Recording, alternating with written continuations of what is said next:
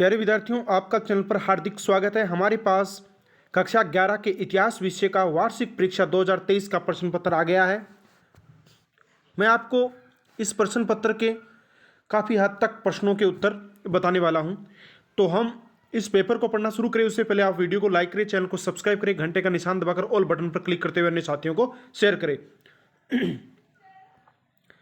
समय 3 घंटे 15 मिनट, पूर्णांक 100 है। सब परीक्षार्थी सर्वप्रथम प्रश्न पत्र पर अपने नामांक लिखे। सभी प्रश्न करने अनिवार्य है। सभी प्रश्नों के अंक उनके सामने अंकित है। खंड ए है और इस खंड ए के अंदर आपके सामने 10 प्रश्न है ऑब्जेक्टिव टाइप के। 100 अंकों का आएगा आपका पेपर। पहला प्रश्न, लॉर्ड का घर कहलाता था राजमहल, मैनर, गढ़, किला। क्या कहलाता था? मैनर कहलाता। ब उत्तर। दूसरा, ऑगस्टस कौन था? रोम का सम्राट, रोम का सेनापति, रोम का प्रधानमंत्री, रोम का राष्ट्रपति। तो ये था रोम का सम्राट। ए उत्तर है। तीसरा, मेसोपोटामिया वर्तमान में किस देश का भाग है? मेसोपोटामिया वर्तमान में किस देश का भाग है? Iraq, Iran, Afghanistan, Bangladesh. तो यह है इराक। ए। चौथा, आधुनिक मानव की उत्पत्ति किस महाद्वीप पर हुई थी? आधुनिक मानव की उत्पत्ति किस महाद्वीप पर हुई थी? Africa, Asia, Europe, Australia. तो ये उत्तर है आपका अफ्रीका। ए। प्रश्न नंबर 5, कुरान शरीफ कितने अध्याय में विभाजित है? 1114, 1014, 1144, 786। तो ये है आपका उत्तर ए 114। छठा, जर्मनी में प्रोटेस्टेंट सुधार आंदोलन का सूत्रपात किसने किया? इरेस्मस ने, सेवोनारोला ने, मार्टिन लूथर ने, एडम स्मिथ ने। तो ये किया था मार्टिन लूथर ने, यानी आपका उत्तर क्या है? स उत्तर है। मार्टिन लूथर ने प्रोटेस्टेंट सुधार आंदोलन का प्रारंभ किया था। आगे बढ़ते हैं प्रश्न नंबर 7 की ओर। प्रश्न नंबर 7 देखिए क्या है। दी पाइटा नामक प्रतिमा का निर्माण किसने किया था? राफेल ने, गिबर्टी ने, जोटो ने, माइकल एंजेलो। तो यह है माइकल एंजेलो। द उत्तर है आपका। क्या उत्तर है? The Michael Angelo. प्रश्न नंबर 8, चंगेज खान की मृत्यु कब हुई थी? 1227 में, 1327 में, 1427 ईस्वी में और 1347 ईस्वी में। तो ये हुई थी 1227 ईस्वी में। तो उत्तर है आपका ए। क्या है? 1227 ईस्वी। मंगोल यायावर कहाँ के थे? मध्य एशिया, अफ्रीका, यूरोप, ऑस्ट्रेलिया। तो ये थे मध्य एशिया के। ए। अफ्रीका, यूरोप, ऑस्ट्रेलिया का कोई मतलब ही नहीं है, मध्य एशिया का ही है। आगे देखिए आप, निम्न में से प्रथम खलीफा कौन थे? अली, अबू बकर, उमर अब्दुल्ला, रहमान कादरी। तो ये थे अबू बकर। ब उत्तर है। अबू बकर जो प्रथम खलीफा थे। आगे बढ़ते हैं, निम्न रिक्तस्थानों की पूर्ति करो। रोमन साम्राज्य में स्त्रियों की स्थिति काफी सुदृढ़ थी। रोमन साम्राज्य में स्त्रियों की स्थिति काफी सुदृढ़ थी। तो ये किस स्थिति की बात की गई है? स्थिति सुदृढ़ थी, ये राजनीतिक थी। कौन सी? या कानूनी कह सकते हैं अपने, कि रोमन साम्राज्य में स्त्रियों की कानूनी स्थिति काफी सुदृढ़ थी। फ्रांस के शासकों का लोगों से जुड़ाव रिक्तस्थान प्रथा के कारण था। तो वो थी वेसलेज। क्या प्रथा थी? वेसलेज।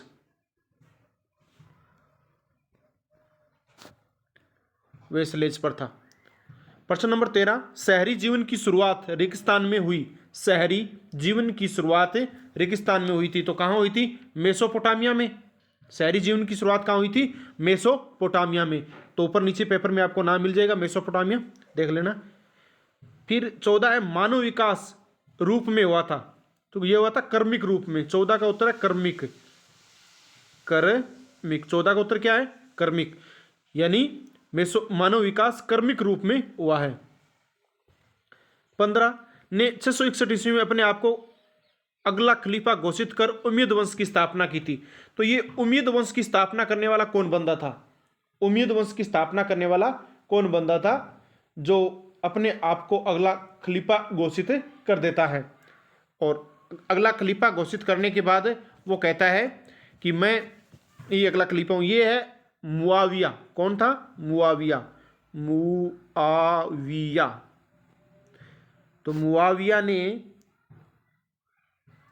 661 ईस्वी में अपने आप को अगला खलीफा घोषित कर उम्मयद वंश की स्थापना की। आगे हैं 16 नंबर के स्थान से, यह भी 10 अंकों का ही है। फ्रात और दजला नदियों के बीच स्थित मेसोपोटामिया प्रदेश आजकल गणराज्य का हिस्सा है। कौन से गणराज्य का हिस्सा है? फ्रांस और मेसोपोटामिया का ये वाला हिस्सा है। किसका है? किस गणराज्य का है? तो ये है इराक का। किसका है? इराक का। 17 नहीं, हाँ 17, इस्लाम धर्म के संस्थापक कौन थे? हजरत मोहम्मद। हजरत मोहम्मद। हजरत मोहम्मद इस्लाम धर्म के संस्थापक थे। प्रश्न नंबर 19 यानी 18, लॉर्ड द्वारा नाइट को दिया गया भूमि का भाग कहलाता था, क्या कहलाता था? फीफ। क्या कहलाता था? फीफ। तो 18 का उत्तर है फीफ। प्रश्न नंबर 19, कुछ मंगोल शिकारी संग्राहक थे, तो कुछ मंगोल क्या थे? रेगिस्तान में बने कुछ संग्राहक यानी शिकारी संग्राहक थे, तो कुछ पशुपालक थे। कुछ क्या थे? पशुपालक। ये 19वें का उत्तर है। प्रश्न नंबर 20, कुरान शरीफ रेगिस्तान भाषा में लिखी हुई है। कुरान शरीफ रेगिस्तान भाषा में लिखी हुई है। किस भाषा में लिखी हुई है कुरान शरीफ? कुरान शरीफ है वो किस भाषा में लिखी हुई है? अरबी में, फारसी में, तुर्की में, ये लिखी हुई है अरबी भाषा में। कुरान शरीफ किस में लिखी हुई है? अरबी भाषा में। तो 20वें का उत्तर है अरबी। ये रेगिस्तान वाले थे 10 अंकों के। फिर 10 अंकों के ये छोटे छोटे प्रश्न हैं, 10-15, मतलब 10-15 शब्दों का मतलब है या तो एक लाइन के, एक शब्द के भी हो सकते हैं, 2 शब्द के हो सकते हैं। फ्रांस में समाज कितने वर्गों में विभाजित था? नाम बताइए। फ्रांस में जो समाज है वो कितने वर्गों में विभाजित था? नाम बताइए। तो देखो, अपने बात करते हैं इन प्रश्नों की। हमने ये प्रश्न, ये पेपर इतिहास के व्याख्याता को भेजा, उन्होंने कुछ प्रश्नों के उत्तर बताए हैं, उनके मैं बता देता हूं। बाकी दूसरा वीडियो लेके आऊँगा जिसमें सभी प्रश्नों के उत्तर आपको बताए जाएंगे। अब रोम क्यों प्रसिद्ध है? तो ये कुछ प्रश्न तो आपको मिल जाएंगे, आप देखोगे। 23वां, on the origin of species नामक पुस्तक का रचयिता कौन था? On the origin of species नामक पुस्तक का रचयिता कौन था? तो आपके ध्यान में होगा, on the origin of species, ये था चार्ल्स डार्विन। 23वें का उत्तर बता रहा हूं, चार्ल्स डार्विन। Charles Darwin. बाकी प्रश्नों के उत्तर आप देख सकते हैं अपनी पुस्तक में, आप गूगल से सर्च भी कर सकते हैं, या आपको कम टाइम में आपको सर्च करना चाहते हो तो बाकी आप अपने अध्यापकों से पूछ सकते हैं। फिर 24वां, मेसोपोटामिया की लिपि क्या कहलाती थी? मेसोपोटामिया की लिपि क्या कहलाती थी? तो किलाकार लिपि कहलाती थी। क्या कहलाती थी? किलाकार। 24वें का उत्तर है किलाकार। मेसोपोटामिया की लिपि किलाकार कहलाती थी। ऐसे लिखते हो ना तो पूरे 15 शब्दों में, देखो सीधा उत्तर किलाकार ही नहीं लिखना है, आपका लिखने का तरीका यह होना चाहिए कि मेसोपोटामिया की लिपि किलाकार कहलाती थी। तो इसका मतलब 10-15 शब्दों में आपका उत्तर हो गया। 25, किस रोमन सम्राट ने भारत की विजय का सपना देखा था? किस रोमन सम्राट ने भारत की विजय का सपना देखा था? तो यह था ट्राजान। ट्राजान जिसको कहा गया है, तो आप हिंदी में लिखोगे इसको ट्राजान। अब उत्तर कैसे लिखा जाएगा? ट्राजान नामक रोमन सम्राट ने भारत की विजय का सपना देखा था। तो यह आपका उत्तर हो जाता है। अब 26वां देखो क्या है, मेसोपोटामिया की सबसे प्राचीन ज्ञात भाषा कौन सी थी? मेसोपोटामिया की सबसे प्राचीन ज्ञात भाषा कौन थी? तो यह थी सुमेरियन। कौन सी थी? सुमेरियन भाषा थी। आगे बढ़ते हैं प्रश्न नंबर 27 की ओर। उरुक से क्या अभिप्राय है? उरुक से क्या अभिप्राय है? तो उरुक क्या था? मेसोपोटामिया का एक प्राचीन नगर था भाई। तो इसमें आप लिख लेना, उरुक मेसोपोटामिया का प्राचीन शहर था या प्राचीन नगर था। 28वां, इंग्लैंड में सामंतवाद का विकास कब हुआ था? इंग्लैंड में सामंतवाद का विकास कब हुआ था? ये आप सर्च कर लीजिए, अन्यथा अगले वीडियो में आपको पूरे प्रश्नों के उत्तर बता दिए जाएंगे। 29वां है, मंगोल साम्राज्य का संस्थापक कौन था? मंगोल साम्राज्य का संस्थापक कौन था? ये भी आप उत्तर देख लीजिए। 30वां, हदीथ की विषय वस्तु क्या है? हदीथ की विषय, तो ये जो सारे प्रश्न है वो 1-1 नंबरों वाले 10 अंकों के हो गए। ये खंड ए था। अब बात करते खंड ब की। खंड ब में बड़े प्रश्न हैं, 20-30 शब्दों वाले, 2-2 अंकों के हैं, यानी जिसमें आपको 2 या 3 लाइनें लिखनी है। 31 नंबर प्रश्न, शहरीकरण के महत्व को स्पष्ट करो।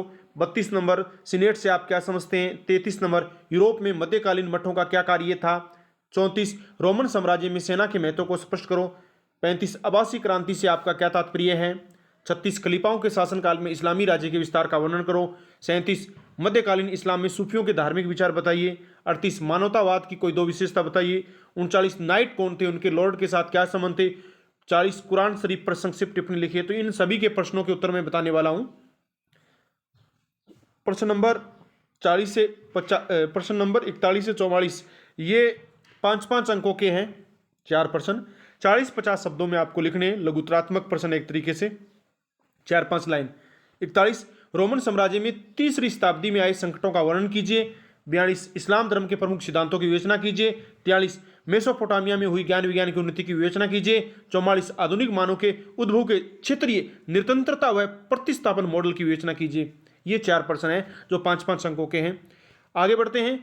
ये निबंधात्मक प्रश्न आ गए हैं आपके सामने, जो 100 अंकों के 100 शब्दों के हैं और 6 अंकों के 4 प्रश्न हैं। 2 में से एक करना है आपको, अथवा वाला है। पुनर्जागरण काल में यूरोप में हुए मूर्तिकला व चित्रकला के विकास का वर्णन कीजिए, अथवा चंगेज खां की सैनिक उपलब्धियों का वर्णन कीजिए।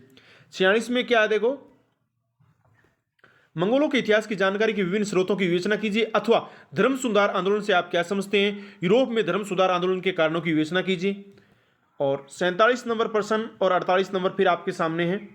इस्लामी राज्य में व्यापार वाणिज्य के विकास का वर्णन करो, अथवा रोमन साम्राज्य के वास्तुकलात्मक रूप से इस्लामी वास्तुकलात्मक रूप कैसे भिन्न था। तो दोनों में से कोई एक आपको करना है। 48 मध्यकालीन यूरोप में नगरों के विकास को समझाइए। और इसके अथवा मध्यकालीन यूरोप में 11वीं शताब्दी में कृषि प्रौद्योगिकी में आई परिवर्तनों का वर्णन कीजिए व इसके परिणाम बताइए। तो इन दोनों में से कोई एक करना है आपको। ये मध्यकालीन यूरोप की बात हो रही है यहाँ पर। ये आपके 48 प्रश्न थे। आप ये बड़े वाले प्रश्न है, आप देख सकते, इनके उत्तर अपने बोल भी नहीं सकते, लिखा भी नहीं सकते। अब देखो, ये आपको मानचित्र के माध्यम से समझाने वाला हूं मैं लगभग। निम्न स्थानों को विश्व के मानचित्र में दर्शाइए। निम्न स्थानों को विश्व के मानचित्र में दर्शाइए। Rome, Mesopotamia, France, Germany, Africa, Italy. अब और तो स्पष्ट है, नीचे वाले चारों। रोम मेसोपोटामिया की दिक्कत है, रोम वैसे इटली के पास है, तो ये हो गया। रोम और इटली को एक जगह दर्शा दो आप। मेसोपोटामिया को कहां दर्शाना है, इराक। इसके लिए हम जाते हैं विश्व के मान। तो ये हमारे सामने विश्व का मानचित्र है। हम बात करते हैं रोम की, तो इटली के ठीक नीचे यहाँ पर आपको रोम मिलेगा। ये जो इटली दिखाई दे रहा है ना, इटली के ठीक नीचे आपको रोम मिल जाएगा। उसके बाद मेसोपोटामिया इराक के अंदर है। मेसोपोटामिया इराक के अंदर है, तो ये रहा आपका इराक, जॉर्डन के ठीक ऊपर इराक, यहाँ दर्शाइए। फिर फ्रांस पूछ रखा है, तो ये रहा फ्रांस। फ्रांस के ठीक ऊपर जर्मनी है, और ये रहा अफ्रीका महाद्वीप, और ये इटली रहा। तो 6 के 6, यानी इटली के ठीक नीचे रोम और ये इटली हो गया। तो 6 जो स्थान थे हमने इस मानचित्र के माध्यम से, जो ऐतिहासिक स्थान है, इस मानचित्र के माध्यम से समझे हैं। पेपर की ओर जाते हैं। तो ये रहा, ये 49 नंबर प्रश्न जो आपने किया है मानचित्र के माध्यम से, अंतिम प्रश्न था। इसके साथ आपका पेपर कंप्लीट हुआ। ये कक्षा 11 के वार्षिक परीक्षा 2023 इतिहास का पेपर था।